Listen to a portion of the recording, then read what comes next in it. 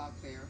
I am your host, Maria Taurave, and as you know, now we're in season 2, and it's more intimate, and we will travel to different locations, and we'll also have people coming to CWF and share their stories. On the fly and reel, we're peeling back the layers as they happen and show a lot more of our guests unedited and as it happens. So let's get into it and meet today's guest, Arlety González Chile. Our guest today is the very definition of a queen. Emmy Award Winning talent who is multi-level and a correspondent for Telemundo hoy día. Journalist and a story who is filled with high and lows coming to America from Cuba as a young girl. But it's her impending motherhood journey that will define this beauty. Aww. So tell us how you came to be the queen in your life today. Well, first of all, thank you so much for having me You're here in your welcome. podcast. It's so nice to finally meet you in person, and I'm super excited to talk to you and obviously all of your audience. I am next to a queen, right? So we're all queens in this place. And I would say, Maria, that definitely I had a big role model, and that was my mother. She's the biggest queen in my life. She always motivated me, inspired me. She was always holding my hand. And that's definitely something that led me to where I am today. I would say I'm a person that is super determined. I remember that growing up, I always thought about where do I want to be in 10 years, in 20 years. And I am a firm believer that today's sacrifice is tomorrow's success. So I always try to, really work for what I really wanted. And that's what I would say has led me to be the queen that I am Where today. where you're at today. In your I'm currently a news correspondent for Telemundo's morning show Hoy Día, which is a national program which airs not only here in the United States but also internationally. In Mexico, for example, we have audience. I know in Cuba they also watch us. Yeah, they get to see it in Cuba. So that's what I do. I'm living my dream. This is my passion. So I am where I want to be. So let's go retract a little bit of the questions and your answers. So thank you first of all for having the Bonnie and us feature in Hoy Día. Oh, I know. Thank you so much. It was a beautiful presentation. It was my pleasure. And it's funny because for some people it might just be like a chimpanzee, Yeah. But I think he has such a great story, and it teaches us a lot, not only about Limbani, but also about you, about the work Matt does and everyone does here, It's a little bit of everybody's help. We couldn't do it alone. This is why we have such a great team and people work together. But let's get back to you. Okay. So you said about your mom, and I have to agree with you because I think that we all have friends as we're growing up, but then later in life we can count in our hands the really best friends that you have that support you along the way to your whole life. But I think the mother is the role model for you 100%. that is always pushing you, taking you to the next limit. When you're down, she's there. At least my mom was like that. So I'm sure based on what you're telling me, you're speaking from the heart. She's my best friend. And she's exactly like me. Yeah. She's the one that's always gonna give you the right answer at the right moment. Yes. And will guide you. I know, and I love that. I'm so thankful that I've been fortunate to have the mom I have, that you've been fortunate to have the mother you have, and that's what I aspire to be in the future. And let's thank you. And also, you said you started your dream. You're a journalist. So did you start it very young, or was it something that just clicked and say, I want to do this? Well, growing up, I was always like playing with my fake microphone, in this case, my hairbrush, always. I grew up in Cuba, where I was born, and I remember in school, I was always the one presenting like a show and like talking in front of the kids and stuff like that. So I always knew that communication was kind of like my thing. Yeah, it was kind of like my thing. I said I always wanted to be either a journalist or a lawyer. I'm glad I'm not a lawyer, and I'm glad I'm a That was my dream. Yeah? So we're on the same path, Yeah. kind of. And nothing, I went to school here in Miami after coming from Cuba, and then I went to New York to study broadcast journalism, which was huge for me because I grew up in Miami with my family surrounded, and when I went to New York, I was by myself. You know, that's city. That's how it's city. yes. So, I went from 100 to 0 because Miami's 100 degrees. Upstate New York is like 0 degrees. I was in the snow, something very new for me. that's a jungle.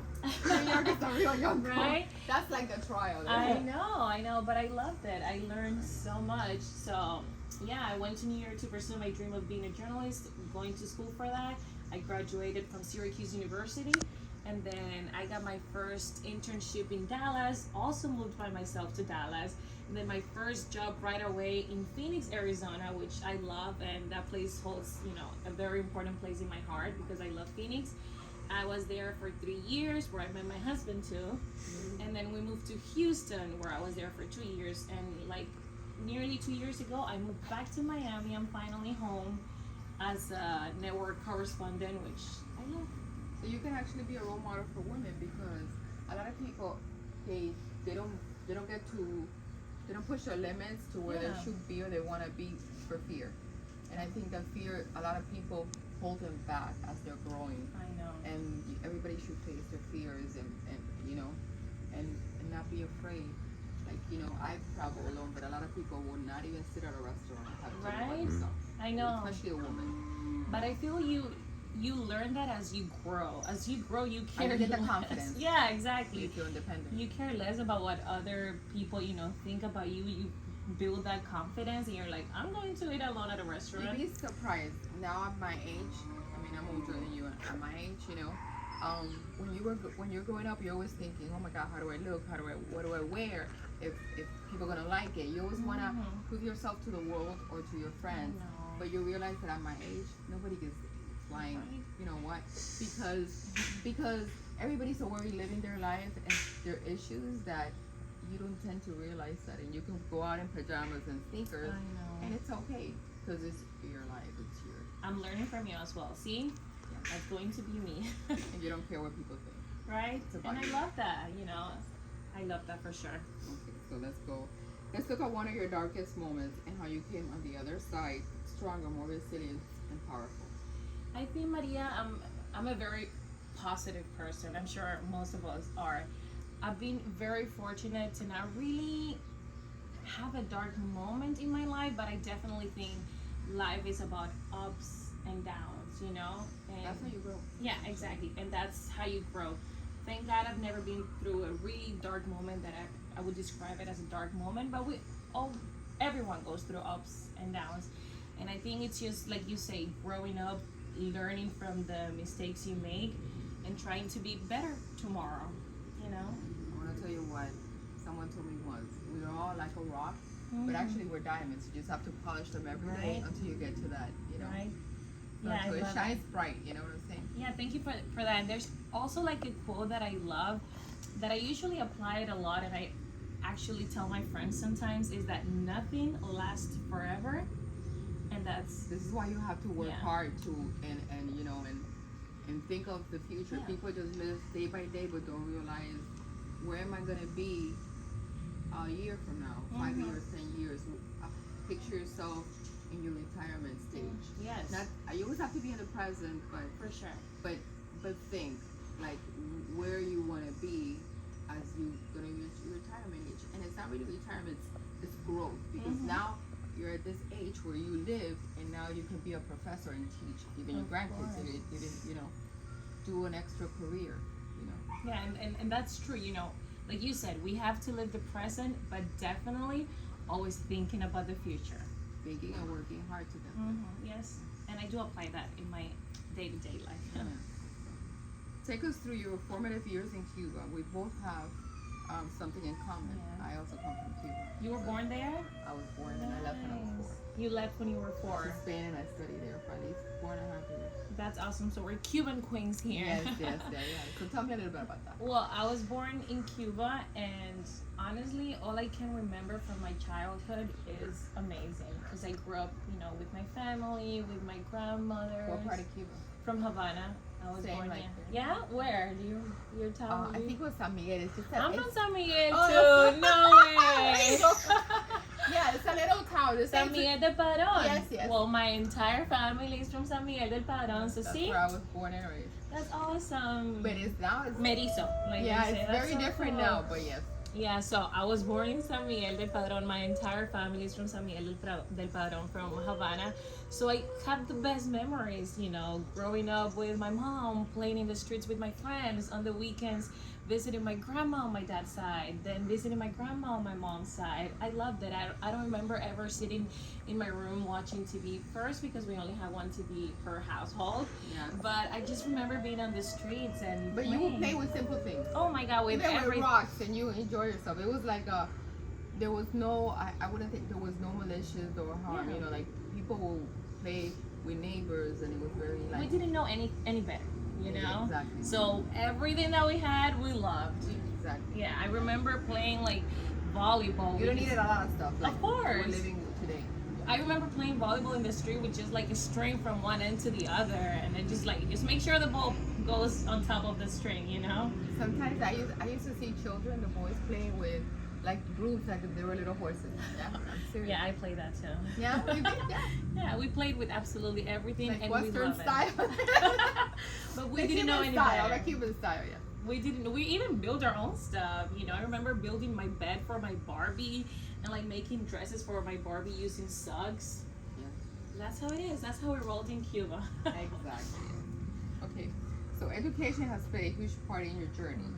Take us through your New York days and living, working in Houston, Dallas, and Phoenix.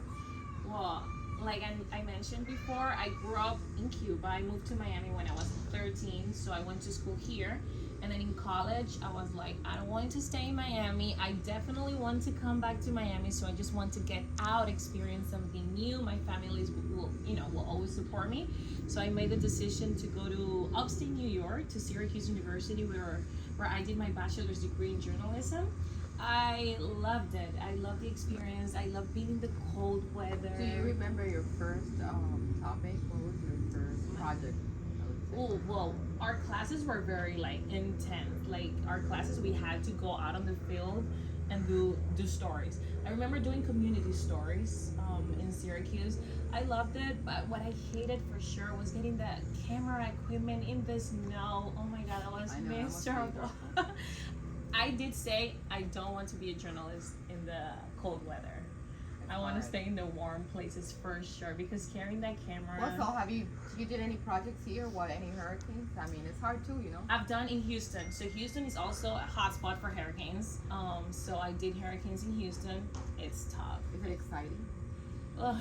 It is exciting for I sure. know, it's like, you know, like It a is thrill. exciting. The adrenaline, yeah, it The is adrenaline. exciting. That for sure. The adrenaline, it's there. It's hard because you have to leave your family members. You're like, hey, you have to be on the hurricane on your own. I have to work. But it's always good to like show people what's happening, tell people to be careful. That's what I love the most, you know, like being the eyes of others in the field. Yeah, because they're seeing everything that's happening through your eyes. Yes, through your you're seeing it experience. happening, yeah, That's of course. right, Well, yeah. everyone's Your home or expression. out there. It's hard, but it's definitely, I think, the best part of the job. I think every journalist looks forward to that breaking news, you know? It's exciting, Yeah, definitely. and it's hard to get it because then you're competing with the others, right? I mean, Who gets there first to say the story? you know what? I don't really like think about competition in that way. I think every viewer has the channel they watch, you know? I just try to make the best that I can do, you know? The best, yeah, for my story. Yeah, I don't like thinking sometimes about competition. That's good. Yeah, and I actually do have a lot of friends in the competition. Yeah, that's how it is. So what is a project you have brewing that you're excited for, and perhaps your impending motherhood? Definitely. So tell us. I'm super excited. I wouldn't say it's a project, but I'm super, super excited about this new chapter in my life of creating a family, you know? You're a mom yourself, a grandma as well, so I'll take any advices from you. This is my first baby. I'm expecting a boy. A boy. Yeah, so I'm That's super... what I wanted. I wanted a boy. The first one, I wanted a boy, but you know, God gave me A daughter first? Yes, the greatest present, a daughter, and it's beautiful, you know. But both are unique in their own ways. Yeah. Because a girl, we all dream of having a girl, and we see them as our baby and Our dolls. as dolls, and we can dress them how we want to, and the bows, and you know, the Yeah, I shoes. know. And to this day, I have grandkids now, and I go shopping for them. Like they're coming today. I have to go pick them up later on. And as I go shopping for them, I always tend to have, they say 20 pairs of clothes and then 10 pairs for me. Don't ask me why, but it's that it attracts me. Like there's so many things we can do with the girls. I you know. Just yesterday, I was like looking online for boys' clothes, and I was telling my husband, "Oh, I don't know how to dress a boy. Like, what do I buy? Where do I start?" I can give you tips. Macy's, Polo. Sarah has the most beautiful clothes for babies, and then Gap, wear. Okay. Even Old Navy. I'll look into and that. they're affordable. Because as you're gonna realize as you're growing up, don't buy so much clothes. I know everybody tells me that because they grow so quick. Buy like if the onesies, buy like five different sizes because you'll be surprised how fast they grow out. Right. Okay. That happened. I'm telling you by experience. Yeah. I would go shopping every day when I found out that I was having a baby. Aww. And most of my clothes, like I would use only like 5, 6, and then I had to give him. The good thing is you always have presents for somebody. Yeah. You know, because once you have babies, they will invite you to as many events, and they're, you know, but definitely, I have to look into those stores and like start my journey buying babies, you know, baby boy clothes, because it's hard. But then boys are adorable because boys are mama's babies. Yeah, I'll be a mom. Yeah, for sure. You know what I'm saying? And when they get older, the daughter will always stay because we'll bring her family, but then the boys will tend to go with mom. I'm excited. Go with the girlfriend and the family. Oh, yeah. So you have to be able to keep your family tight, you know. So whoever he marries will wanna join the family. Definitely. You know, Maria, haven't thought that far. But I'm serious. I'm telling you because. But thank you so much. Because a lot of I hear a lot of mother-in-laws. You know, like they don't get along with them. I know. I do not want and that. Then it becomes a problem because then you lose a son or you lose a daughter. That is so it's true. the most important thing to always keep your family tight. That is true, and that's what I aspire to be. I definitely aspire to be a role model for my kid, a role mother-in-law as well. You know, I just want to be. It's a little balance. It's being a mother when you have to be a mother, and they know that you're an authority figure, and they have to respect. But at the same time, you have to give and take and be a friend, and Definitely. be someone that they are comfortable coming to, and talking to, and first time experiences. It could be anything that they're comfortable to do it with you instead of doing it with somebody else, because that's where you can lose. It's hard. Or the switch of a person can change. Yeah, it's hard. Child. I hope I can find that balance to be a mother, a friend, anything. And you have to breathe a lot, and there's times that, but you know, it's part of like the polish situation. Yeah. You know? Well, I'm excited.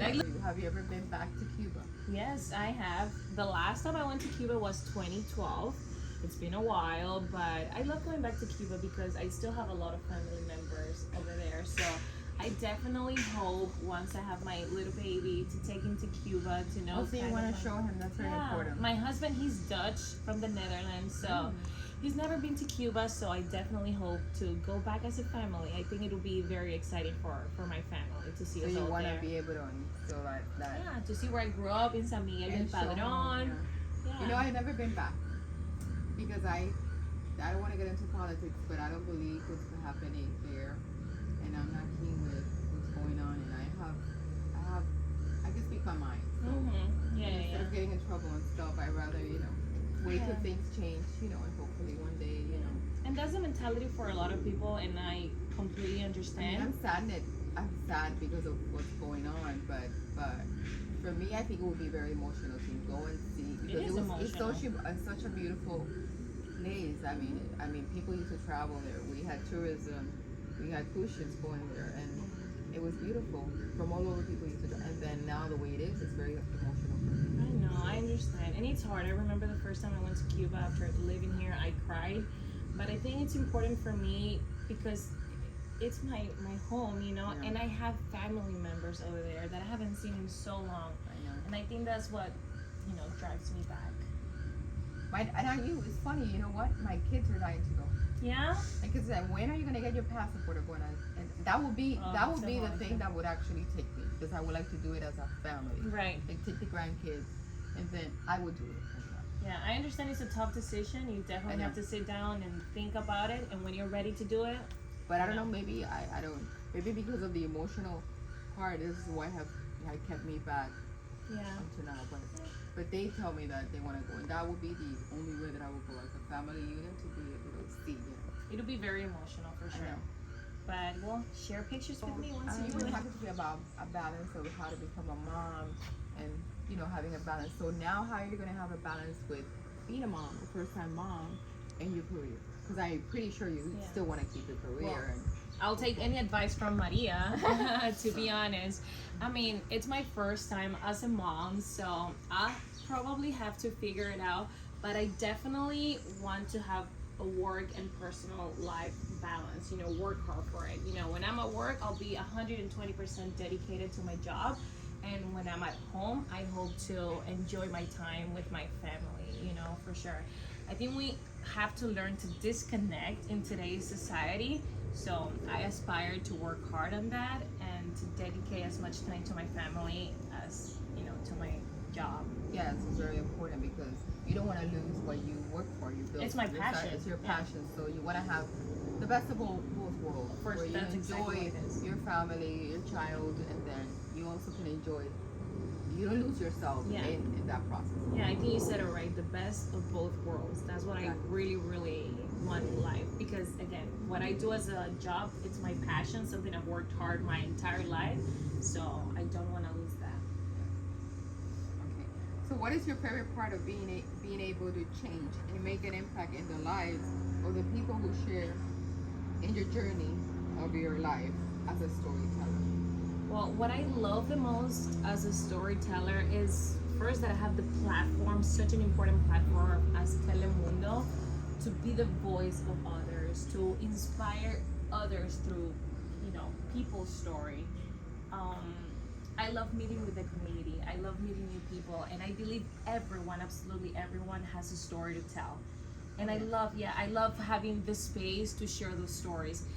I try that every story I do, I try to have a message, regardless of the story it is. We had Limani's story. We can take that as an example. He was rejected by his mom at 6 weeks, but we all learn from that. He grew up surrounded by you, surrounded by a great human family, and when we see his excitement in his face when he meets you guys, I think that inspires others, that motivates others to do the same.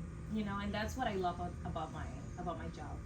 And it's very important, and talking about Lebani is to show you that sometimes people come here to our park because once they come in through the gates, they disconnect, and it's so therapeutical because just the sounds, and you've been here, the sounds of the animals, you see the guests coming in, and you see the smiles on their faces, and the children, and it's a time for the family to connect. Yeah, it's a peaceful place for sure. It's a peaceful place. Yeah. So you sharing the story is very important because people can understand that what we do, even though animals are in captivity, they're well taken care of, and we're actually educating them. It has a purpose. You're educating others, and that's what I like to do with my stories, to educate. And that's where you come in to play. educate, it wouldn't to inspire. be people like you that would tell the story. Yeah. Because it doesn't matter what we have, but if we don't have people like you to tell the story, then it doesn't mean anything. Yeah, that's what I think. I'm definitely very fortunate to have the platform, Telemundo's platform, to be the voice, to share those stories. And tell me, how did you start with Telemundo? Well, after I graduated, I always wanted to be a journalist. So after I graduated from college, I applied to jobs. There was, I remember, a conference, the National Association of Hispanic Journalists in Washington, D.C. And I was like, you know what, I'm going to go to this conference because I know this is a great opportunity for networking. To network. And there I absolutely met with every possible news director from the local stations. And then I followed up with them. Hey, how are you? We met at this conference, I'm interested in, working in this field of having an opportunity in your channel. And that's how I got my job. I remember that conference was in August. I got the job in September. Wow. My first job in Telemundo Phoenix in How long Arizona. have you been with them? I've been in Telemundo for 7 years. I started in 2016, right after graduating college, and I'm still here. There you go. So that means you're doing your job good. Yeah, I love it. I Very love important. So Telemundo will be airing FIFA, a Women's World Cup this year. And are you a fan? it.